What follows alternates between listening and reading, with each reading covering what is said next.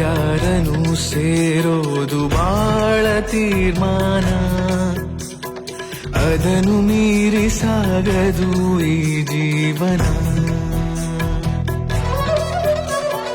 ಯಾರ ಹೆಜ್ಜೆ ಯಾರನು ಕಾಯೋದೆ ಸುಂದರ ಧ್ಯಾನ, ಹೃದಯ ತೆರೆದು ಕೂರಲಿ ನಿನ್ನೀ ಮನ. ಕೊನೆಯಾಗಿರೋ ಆ ದಾರಿ ಹೊಸ ದಾರಿಗೆ ರೂವಾರಿ, ಗುರಿ ಸೇರಲಿ ಸೇರಿ ಜಗವೇ ಕೇಳಿಕೊಂಡಿದೆ ಆ ದೇವರ. ಜೋಡಿ ಮಾಡುವಂತೆಯೇ